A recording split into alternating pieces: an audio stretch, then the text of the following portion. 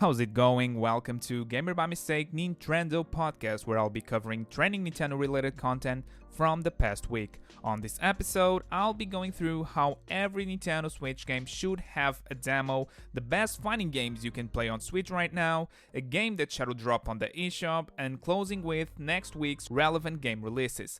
So sit back, relax, and let's go over these topics together.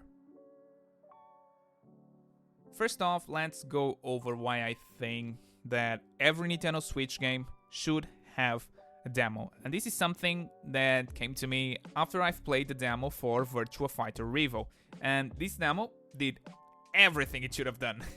It provided me with a few fighters to play with in the arcade mode, and most importantly, showed me how easy it was to pick up and play, unlike its strongest competitor on Switch 2, Street Fighter 6. If you're like me, you know that after 30, learning a new fighting game is very difficult. So it was reassuring knowing that there was actual single player content and that it was a very approachable game. And if I look back at recent games I bought, most of them had demos available, like Monster Hunter Story 3, Final Fantasy VII Remake, and Dragon Quest VII Reimagined. And these games all have one thing in common. They are all good JRPG games, and publishers are kinda confident in releasing a demo for the players. They just needed a slight push since the JRPG genre isn't the most accessible, usually. But even so, not every game is good, and not making a demo available makes me think less of the publishers once they release a game in poor conditions. And I want you to think back at least one game that you bought and realize that you made a terrible decision. For me, it's Hurtling, okay?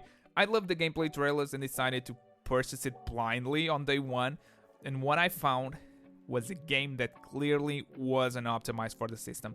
It had bugs, performance issues, and even crashed a few times. The most notable one that I can remember was at the end of the final run of the game. Just imagine this beautiful scenery where you can see the end of the game inside, and you're running towards it, and then your character just clips through the ground and you have to restart everything from the beginning. I mean, it wasn't good. Had this game released a demo, I would probably not have purchased it because the performance issues and the visuals were all blurry, and all of this would have been very visible on the demo. But since I wasn't happy with it, I could have gotten a refund, right? I mean, at least you can do that on Steam.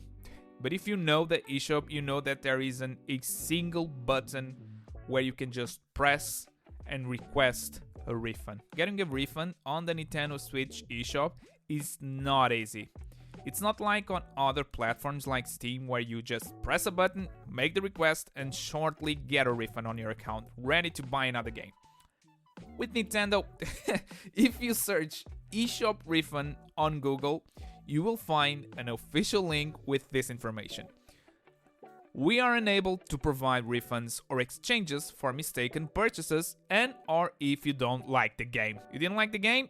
Oh, sorry. There's nothing we can do about it. You have to keep it. Thanks for the money. Honestly, this doesn't sound legal at all since Nintendo needs to abide by the laws of the countries they are doing business in.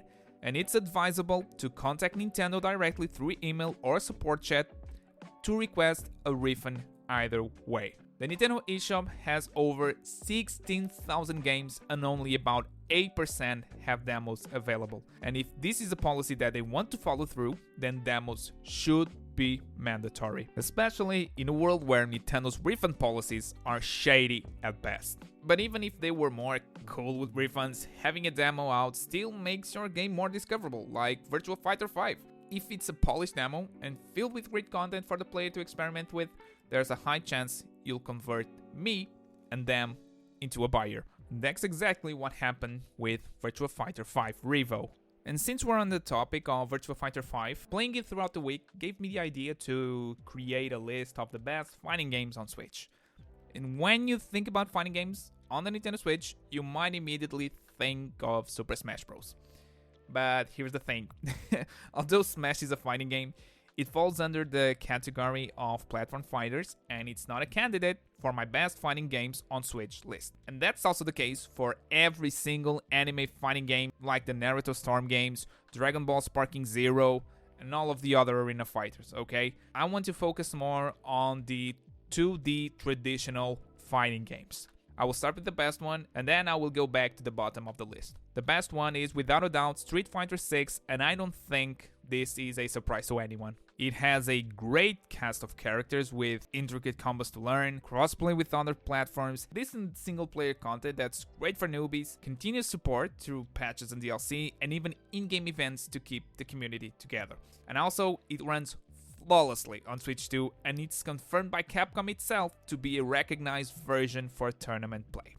So, with all of these reasons, there is no reason for you to not play Street Fighter 6 if you are looking for a fighting game to be good at. But if you want other options, then I got you covered. So let's go back to the end of the list. There will be 6 games. Number 1 is Street Fighter 6, and at the bottom of the list we have a game that not many people know about, which is Fantasy Strike. So Fantasy Strike is a free-to-play fighting game, and one I can recommend for anyone that wants to enter the world of fighting games because of how accessible and simple the controls are to understand and play. Every year I give Fantasy Strike a try, and every year I surprise myself that there are still people to play online, proving how crossplay and free-to-play are a good match. Fantasy Strike is the most accessible game on this entire list in terms of price and entering skill. It's not a game where you'll be dishing out crazy combos all the time, but instead focus on fundamentals, hence why I come back to this game from time to time. But it's on the bottom of the list, since you'll still be waiting 2 to 3 minutes before finding anyone to play, meaning there isn't a large dedicated player base, even if the game is available in multiple platforms. On number 5, we have a game that I almost didn't place on the list, Pokken Tournament DX. And to my surprise, you can still find players in 2026 to play online in either casual play or even rank. Although it will take you a bit more time to find people in rank. But it might not be a game for everyone's taste, since fights are split between 2D traditional fighters and an arena fighter. It is weird, but I love it. And I hope we get to see a Pokken 2 one day. It's probably one of the best fighting games I've played in terms of character roster. There is no character that plays the same, and learning one doesn't automatically mean you know how to play every other character. The skill ceiling is quite high and perfect for someone who wants to try a fighting game that feels fresh, and it also helps if you're a fan of Pokemon. On number 4, we have Dragon Ball FighterZ. Dragon Ball FighterZ on Switch was the game that made me fall head over heels with fighting games, and even made me buy my very first arcade stick. It was this inexpensive Mayflash F300, if I'm not mistaken, that I saw on Amazon. But since then, I've moved on to other leverless options. As for Dragon Ball FighterZ, I bought it on launch day, and it's amazing to see it still gets support to this day with brand new patches and characters. This is an entirely different game from when I first picked it up, and all the hard combos I learned either don't work anymore or my muscle memory has faded away.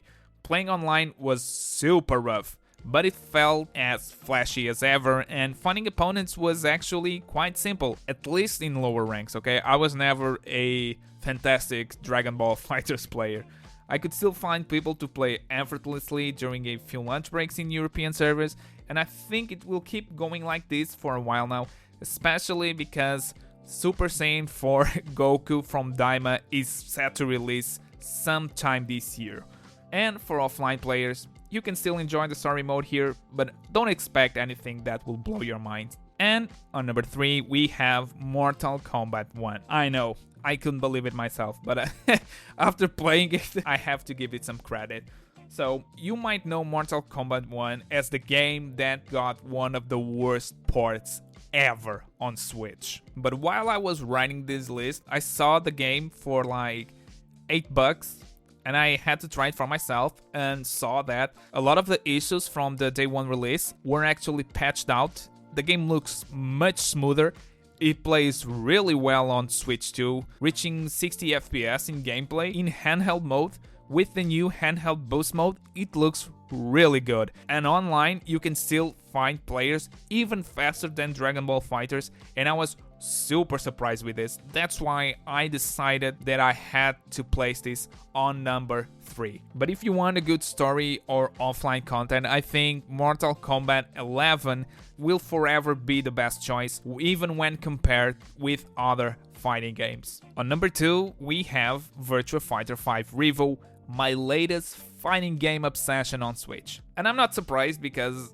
Virtua Fighter Kids on Sega Saturn was my very first fighting game ever, and playing this on Switch 2 and hearing those nostalgic sound effects and corny intro just spoke into my soul, and I'm loving every second I've spent with this game. Playing online actually felt really good, in part thanks to the rollback. I mean, I don't remember a single match where I was having a lot of input lag or something like that. Every match felt great, and finding someone to play was actually really easy as well. All of this thanks to the crossplay, which means you'll be able to play with people from different platforms, just like Street Fighter 6. I had about 5 different matches, all against different people from around the world, and the controls always felt responsive, with some barely noticeable lag with opponents from Asia. So this is a title that I can definitely recommend right now, since the game just released and there's a lot of life in it. And of course, at the number 1 spot, we have Street Fighter 6,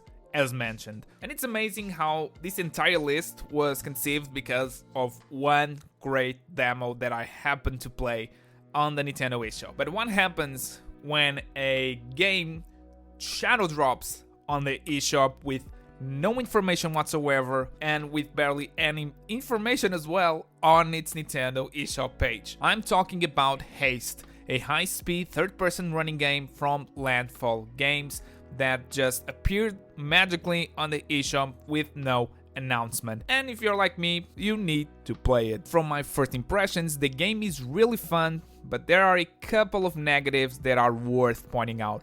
But let's start with something positive first. So Haste sits at $19.99, which feels fair for this indie title. Right now, the game is only digital, so there is no concern of a Game Key Card edition looming on the horizon, and for the price, you get to enjoy a fun, fast-paced game that takes around 20 hours to fully complete, runs decently well, and features online co-op. Before purchasing the game, I was trying to see if I could find more information on how it performs on the Switch too, but because I couldn't find anything, I decided to take a look at other platforms to get acquainted with the gameplay. So the eShop page, as mentioned, doesn't have a video, making it difficult to judge it fairly. And after watching a couple of videos, something clicked immediately. As a Sonic the Hedgehog fan, my brain is hardwired to like fast-paced running games, and I just couldn't hold myself anymore. Then I learned that this game's levels were actually randomly generated, and you'd be going through them in a roguelike fashion. In Haste, you enter these big shards and have to run as fast as possible in each area while collecting sparks before the level itself collapses. If you succeed, you move on to the next area, and you can spend your earned sparks on items that will boost your stats. And once you are done, you get back to square one with no items and are free to challenge the other levels available. This part of the gameplay hooked me way more than I was anticipating. And combining this with the tight gameplay, it creates this never-ending gameplay session. And it's a game that I could recommend, if not for the performance. First, I like to assure you that the game runs decently well, okay? So you can enjoy it thoroughly the moment you load it on your system. However, it will not run at 60 FPS, and it will struggle to maintain a steady frame rate. Sometimes it makes me feel like I'm playing a Switch 1 game. And Haste does something that it's rare to see with console releases. It allows you to change a ton of graphical settings. And honestly, this was something that I thought I wanted for the longest time, but after playing so much on my Steam Deck and having to mess with a ton of settings, I don't want that anymore. I want something like, for example, like they do in Cyberpunk 2077, where you just have two graphical settings, performance mode and quality mode.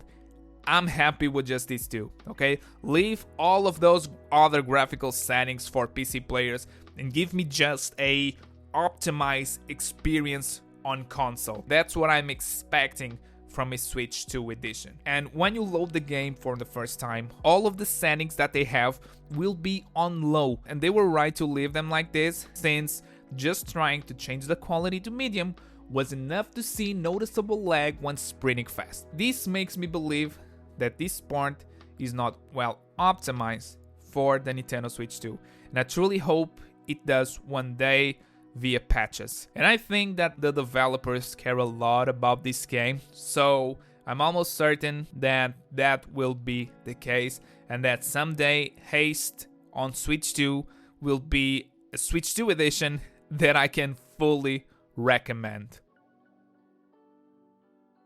Now we've reached the end section of this podcast, and thank you so much for sticking with me until the end. On this last section, I want to leave you with some relevant title releases for the upcoming week of April 6th. While this week is on the quieter side, yet again, I managed to find a few games that will interest RPG fans and also maybe roguelike fans. So I have for you a quirky free-to-play RPG, a fresh roguelike adventure, a musical turn-based RPG from Annapurna, and the Pokemon game that competitive fans have been waiting for years. First off, we have the weirdest title getting a Switch 2 edition, the new Denpa. The new Denpa is a free-to-play consumer-operated RPG in which you catch the mysterious creatures named Denpa that fly around you, make them your companions, and go on an adventure. This sounds a bit like Pokemon, but if you look how a Denpa actually looks, you will be surprised. They remind me more of myths than creatures you'd expect to find on a monster taming game. I've played the game when it released about 2 years ago, and while I did have some fun with it, the microtransactions put me off. But I will give it a try again, just to see how it performs and to see if it got less greedy. Next we have a indie title called Echo and the Bewitched Lands.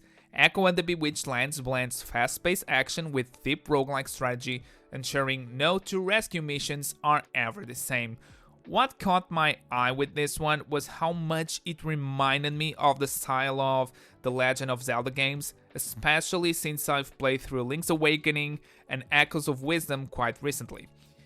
I don't know much about the developer though, so there's not a track record to indicate whether this will be a polished experience or not. But even so, mixing the top-down Zelda formula with roguelike gameplay and even bullet hell elements from games like Nier Automata and Fury impressed me, and I hope it has a successful launch. Then we have an RPG published by Annapurna called People of Note, and its description reads, in this bold turn-based RPG where musical numbers meet thrilling combat, join pop singer Candace on her quest for stardom. After being shut out of the Noteworthy Song Contest, Candace realizes that her solo act might not be enough for the judges.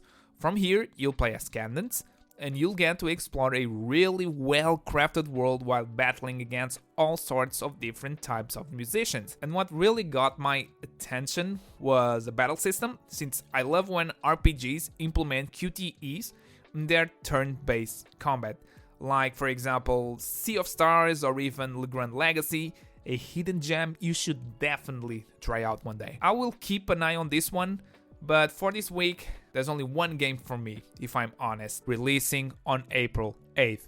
In Pokemon Champions, you'll engage in Pokemon battles like those in previous Pokemon titles. These battles will utilize familiar mechanics such as Pokemon types, abilities, and moves, enabling the rich and varied battle strategies that players know and love. I think Pokemon Champions doesn't even need a description since everyone knows about it by now. But it's essentially the go-to battle game for Pokemon fans going forward, especially for VGC players. This is truly exciting since I'm of the opinion that the competitive gameplay should be separated from the mainline Pokemon games because the amount of hours you spend training in-game is not what makes you a good competitive player.